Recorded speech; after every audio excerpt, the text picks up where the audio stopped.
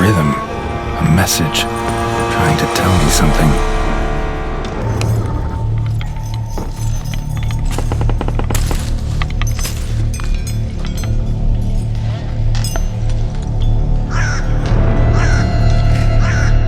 None shall sit and dine with you at your table. No spoon you have shall say to you, never again shall you wish to spy your reflection in the mirror. Sounds like a curse, all right.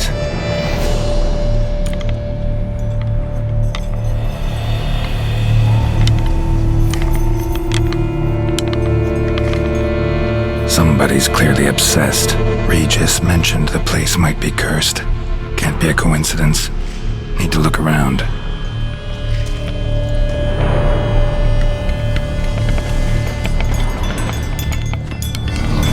What a pigsty. Need to search it thoroughly.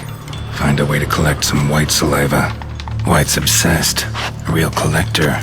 Thoroughbred. No spoon you have shall say to you. Whatever lives here treated that literally. Still searching for the right spoon. Spoon, pretty ordinary. Maybe a little old. Spoon's incredible. The craftsmanship. Must have graced a rich man's table.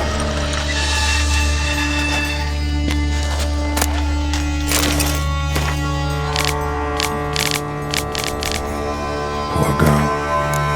Realized she was changing into a monster. Recorded it in her diary. Poignant.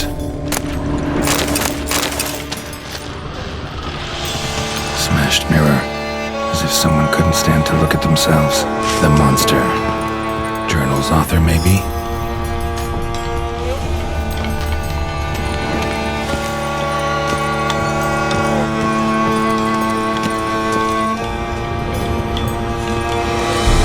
Another spoon.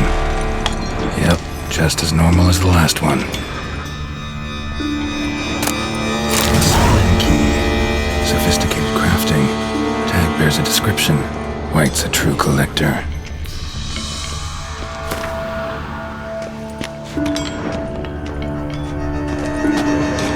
Skeletons. Doubt they came here willingly. This have anything to do with the curse? None shall sit and dine with you at your table. It'd make sense. Woman's name scratched into this wooden spoon. Romantic. No claw or fang marks. Probably choked to death.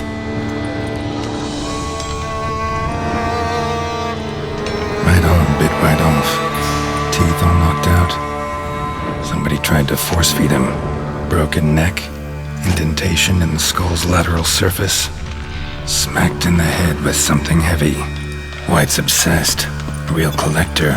Thoroughbred.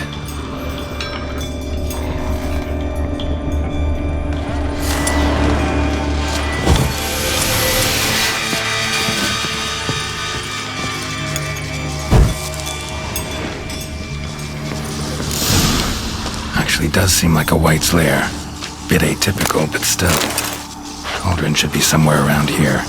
Spoon, pretty ordinary. Maybe a little old.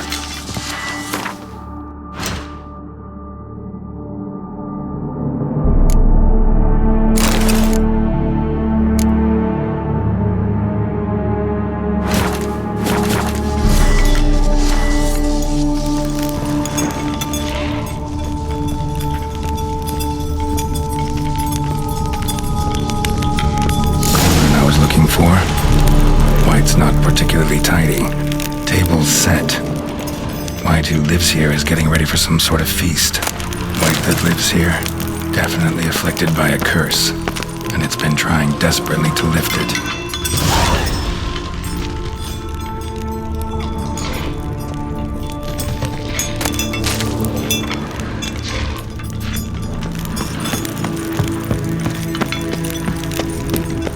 Cauldron's empty, unfortunately. Regis needs some brew. Afraid he won't get that. No choice but to hide and wait for the saliva glands and their bearer. Need a spot that'll let me observe the cauldron.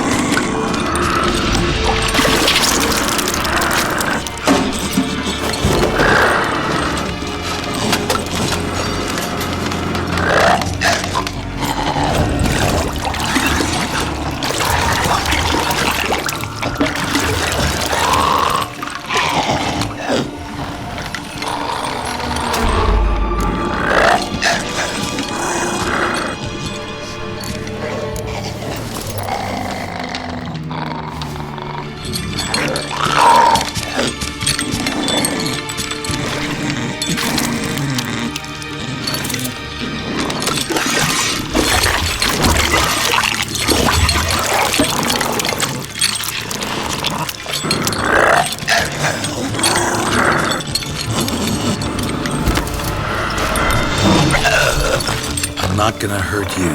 Wanna help? I've seen the words of the curse on the walls. Think I know how to lift it.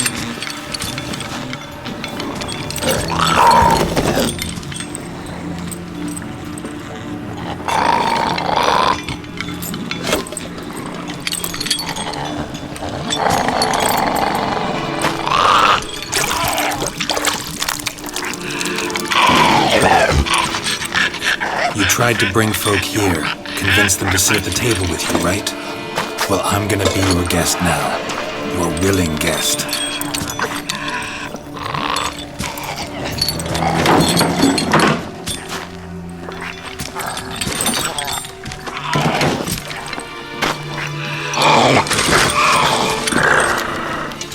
Just need a bit for Regis. And now we'll tend to you.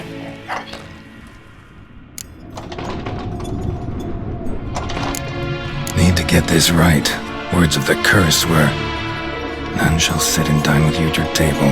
No spoon you have shall sate you. Never again shall you wish to spy your reflection in the mirror.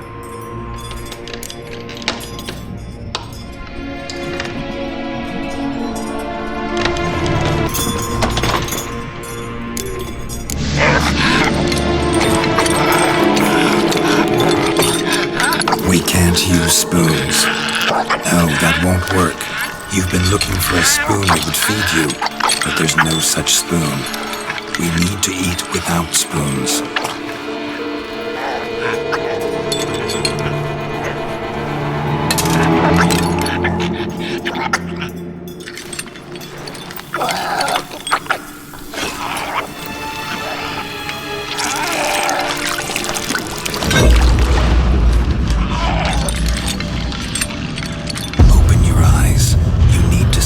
Likeness.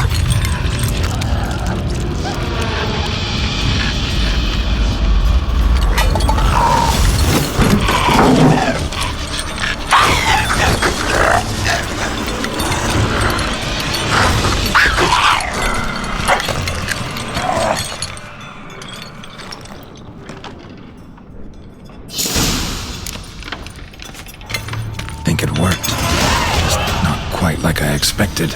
Need to see what happened to the white. Won't be hard to find given its stench.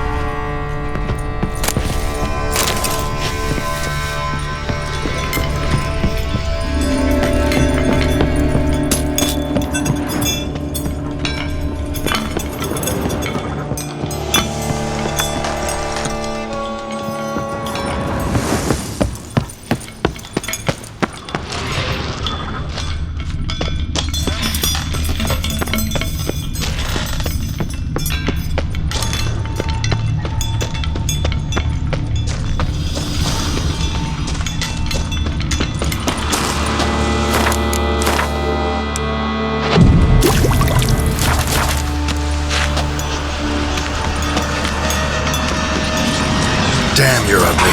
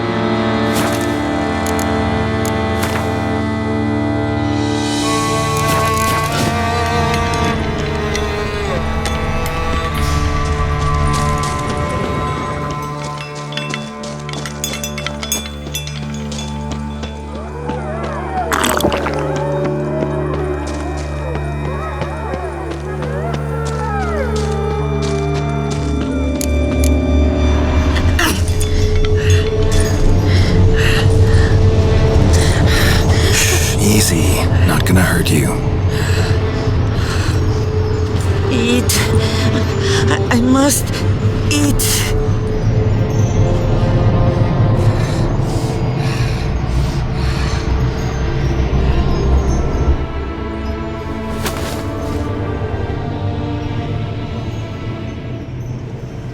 I'll take you someplace safe.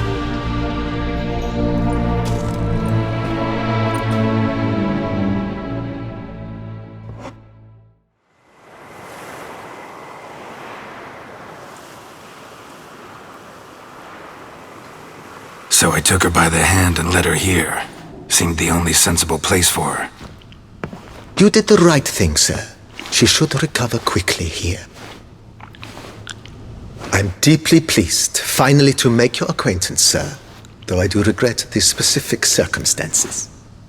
In all the commotion, I fear I neglected to introduce myself. I'm Barnabas Basil-Fawlty, and by order of the Duchess, I am to serve as your major domo at Corvo Bianco. Nice to meet you, Barnabas Basil. Love to talk more, but got urgent matters to attend to. While I'm gone, please make sure she gets everything she needs. Don't worry, sir. I shall see to everything.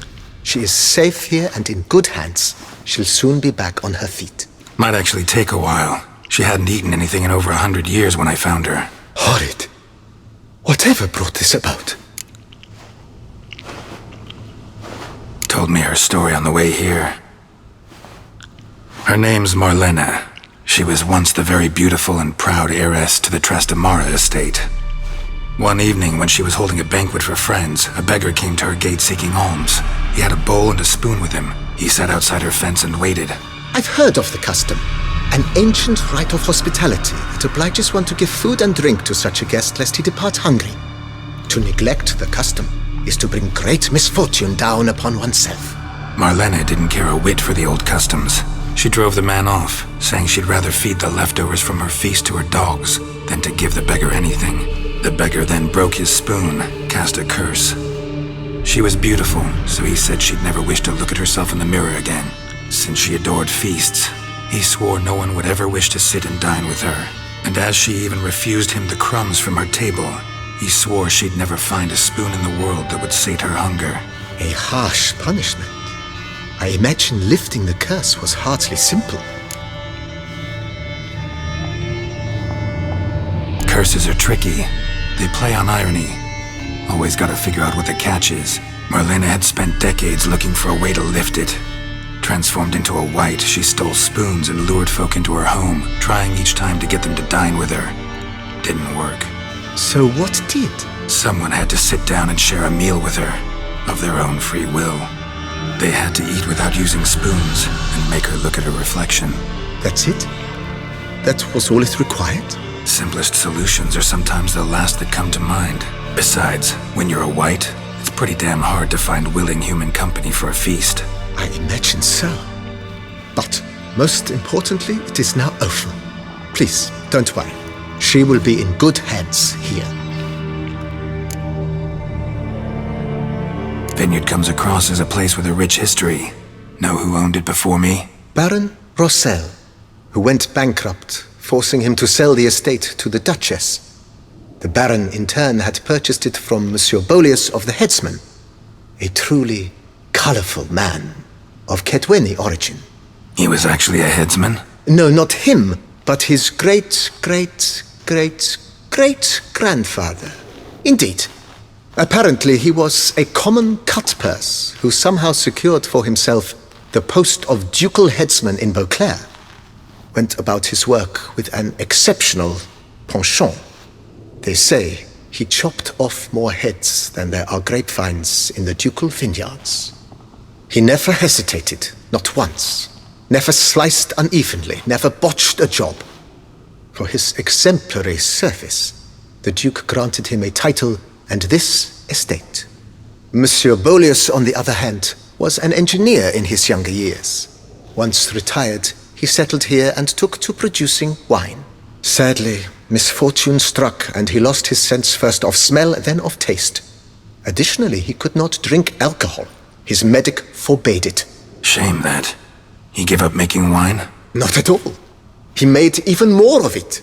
Began throwing wild balls to which he'd invite friends from far and wide in order to treat them to his wine and delight in the fact that at least someone could enjoy it. It's the sort of man he was, Monsieur Bolius. Mind giving me a little tour de Corvo Bianco? Not in the least. Follow me, please. I think it would be practical to begin on the hill.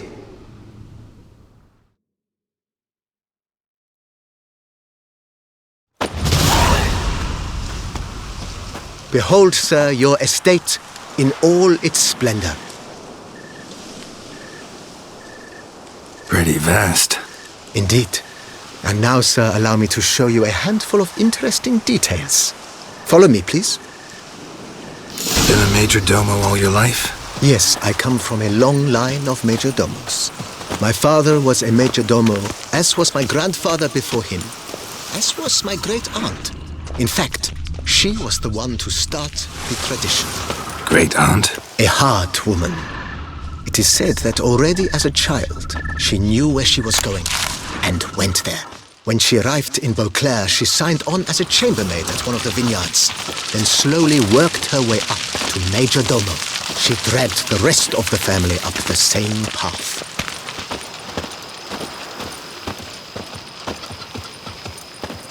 The servants' quarters. I occupy the green home. With the Duchess's permission, I have hired a full staff. Their salaries to be paid from the ducal treasury. Nice of her. Not the most sightly part of the estate, I admit. But I think it worthwhile for you as master of the domain to know where the help stays.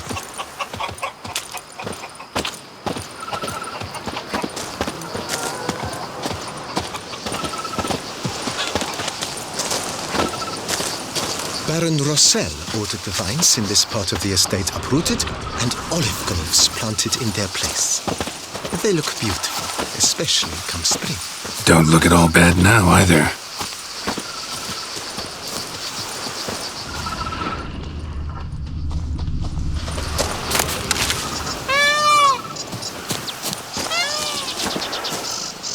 Down below lies your vineyard, where we grow a strain of Carfanere, one of the world's oldest. Aged in oak barrels, it provides for an exquisite wine with distinct blackberry, wild cherry, plum, and cinnamon notes. Marvelous. Have to try it one of these days.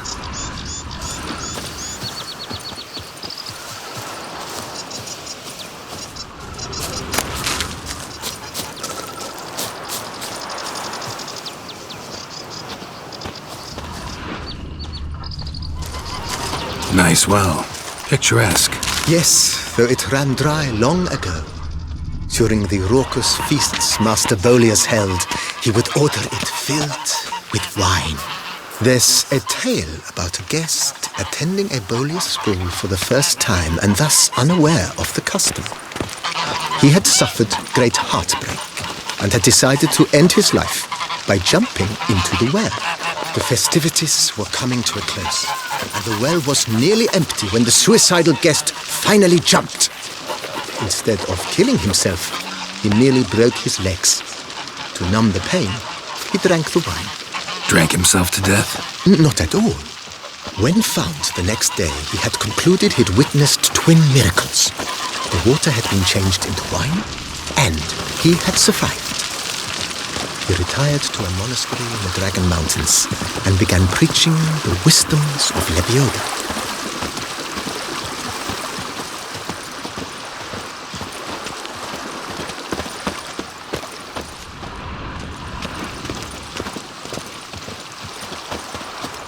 Monsieur Bolius' wife Nina kept a garden here. A supremely lovely place it was. Bit neglected now. I agree. Yet nothing stands in the way of restoring it to its former glory, and once again planting it with herbs and other vegetation.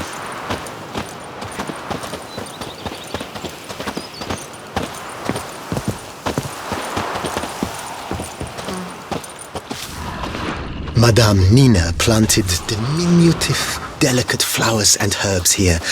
One might say their aroma still hangs in the air. You're quite the romantic, Barnabas Basil.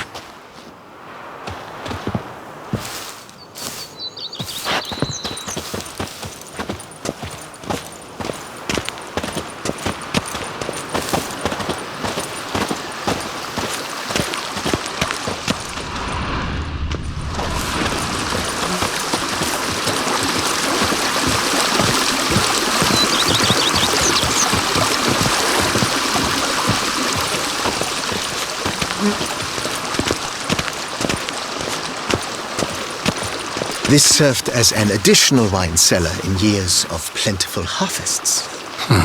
Bit of work and it'll make a fine stable for Roach.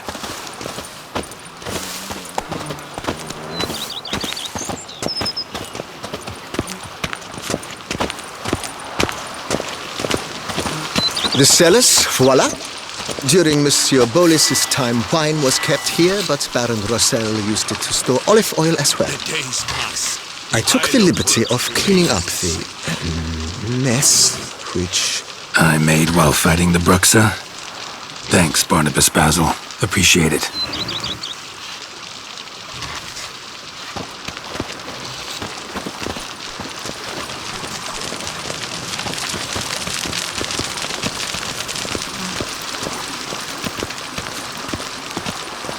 As you can see, the facade is, how to put it, slightly stained. But one cannot deny it, a certain subtle southern charm. True, though it could use a bit of subtle paint.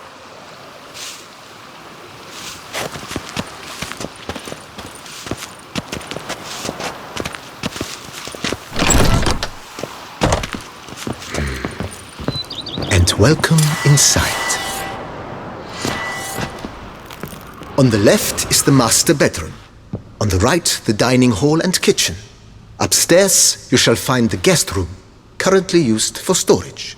Not a bad idea. At the moment, the house is only minimally furnished. Yet I believe we will, together, devise some innovative arrangements.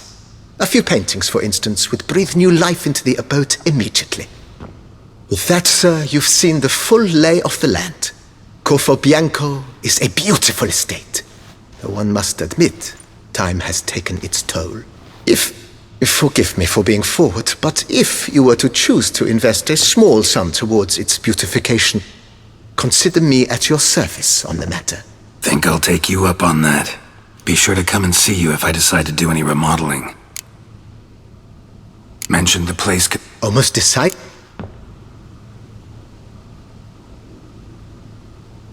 Been thinking about the outer walls. Maybe a fresh coat of paint or some patching. If I might dare to make a suggestion, why not start with a general renovation? I once oversaw such work at Admiral Rompelli's summer residence. The effects were simply breathtaking. Not only did the residence positively sparkle afterwards, but we also made room to display the Admiral's armor and weapons, of which he was a passionate collector. It's in your hands then. Make the place shine. I shall get to work immediately. Within a day's passing, I shall have sent for the crew which rebuffed the Admiral's residence. They are the finest specialists around. Highly skilled at what they do, it shall not take them too long, I wager. 2 days after they begin, your eyes will behold your residence in its refurbished, rejuvenated, beautified state. Is there anything else you require, sir?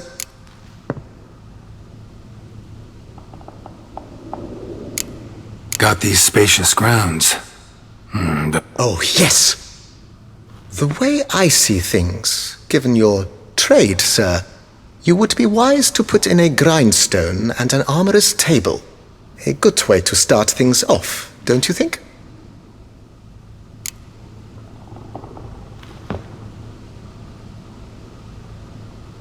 My armor needs work from time to time. You know, oil this, reinforce that. Could use a decent work table where I could do all that. Admiral Rompelli once hired a... Good. Immediately. Will... And my... Of course. Then... Of course. Know what? Changed my mind. Not in the mood to talk about redecoration today. But I wanted to ask you something else. I shall be glad to answer your every question.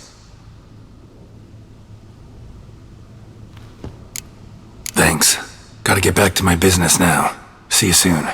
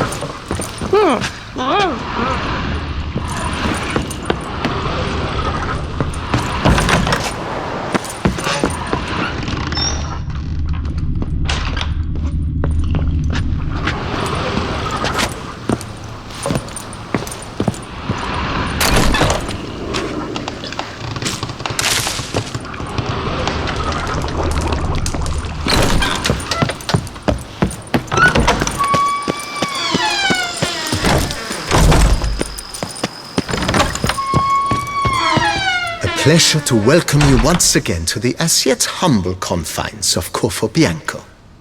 When last we met, I did not get the opportunity to present. I previously served with distinction at... Whoa, Barnabas Basil. Oh, in that case... Great. Can already see him. Starting. As you wish, sir. Feels like... Indeed.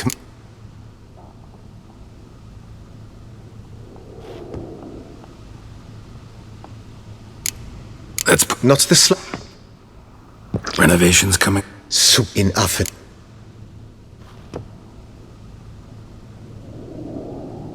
If you...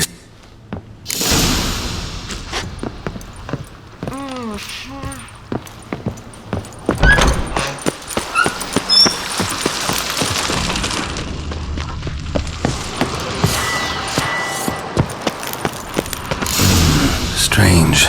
Something behind this wall, I think.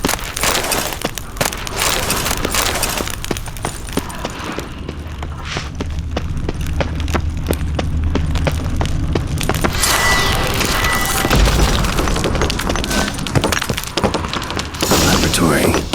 Must have been an alchemist at one time.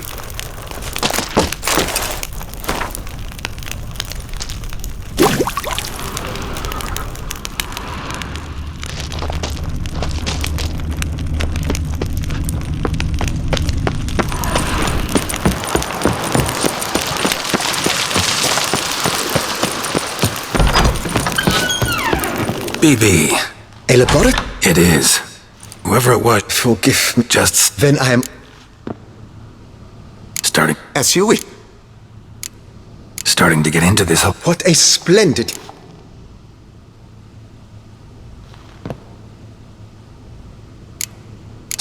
What? Good. The I... Will you be... Let's put... Not the...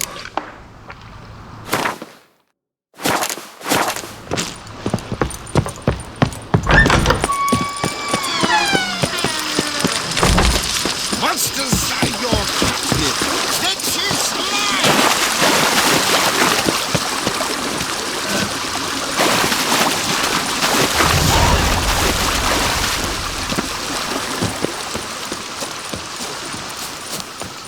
Go up to any knight and shout, "The beast!"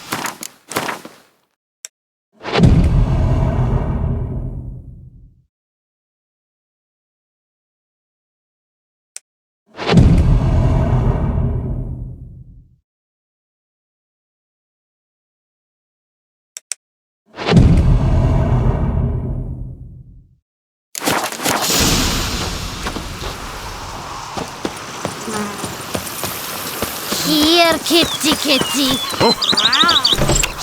Monsters are your catnip.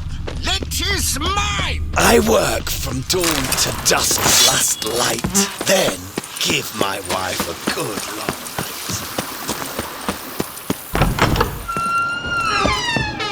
night. Sir, we received... I had... Thanks. Splendid. Thank...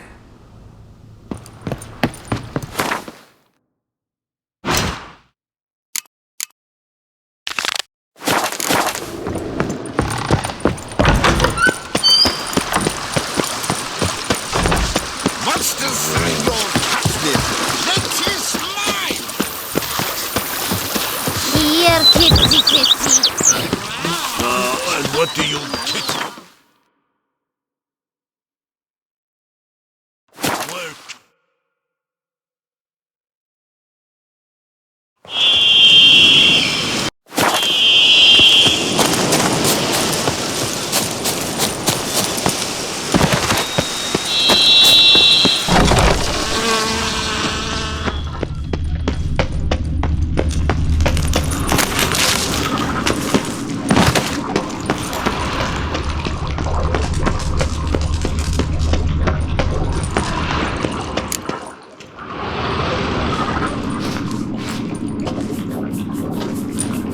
Think your friend's hand will make for a nice broth? You've clearly honed your sense of humor.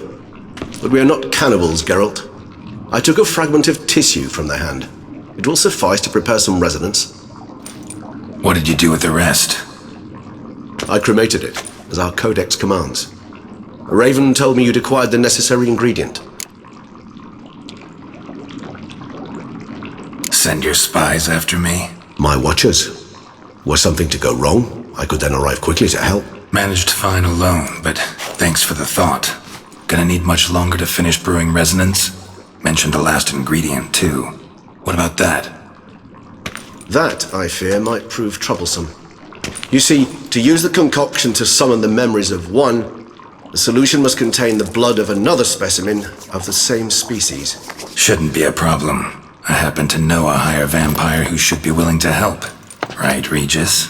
It's not that simple, I'm afraid. While you were away, I tried my damnedest to identify a replacement, but alas, none such exists. Not sure I understand what the problem is. Can't we just draw some of your blood? The blood must be in an agitated state. As I'm certain you know, higher vampires can change their corporeal shell. As our flesh changes, so does our blood's chemical composition. To make a long story short, I shall need to induce in myself a state of strong psychokinetic arousal. In brief, madness, rabidity. And that stands to be very, very dangerous.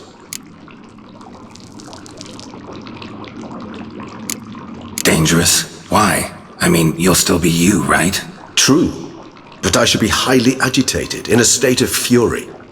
You know better than I that fury cannot be controlled. If you've ever seen an enraged vampire, you know very well that all who find themselves nearby will be in grave danger. How will we handle that? I'd rather not have you lunge at me, claws extended. That makes two of us. But worry not. I've thought it through very thoroughly. Details to follow soon.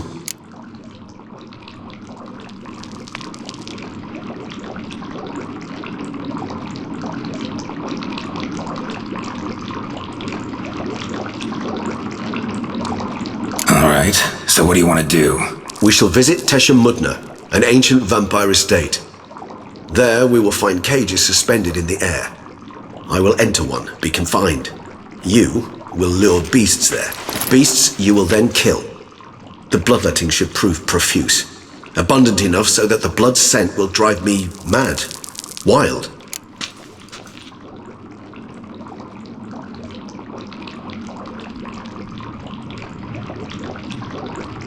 Tesha Mudna. What's it like? It is a place of torment. A torture chamber. Long ago, shortly after we'd arrived in this world, one among us named Kagmar developed such a taste and lust for human blood that in one night he could imbibe an entire village. This brought trouble on the entire species. Common folk wearied quickly of living in constant fear. They began to hunt us, seek the aid of mages and witches in tracking us down. So what? Not like they could ever hope to kill you. But they were bothersome. Forgive the comparison, but when did you last enjoy mosquitoes buzzing around your head? In any case, the other vampires decided something had to be done. Kagmar had to be caught and punished. A torture chamber was thus outfitted in the dungeons of Tesha Mudna. Inside it, a cage made entirely of a special alloy of silver, dalvinite, and meteorite steel. Kagmar was captured and locked in the cage. Sat there over 2 centuries, driven to fury time after time, never able to escape. Thus I know the cage will withstand the fury to which we shall drive my humble being.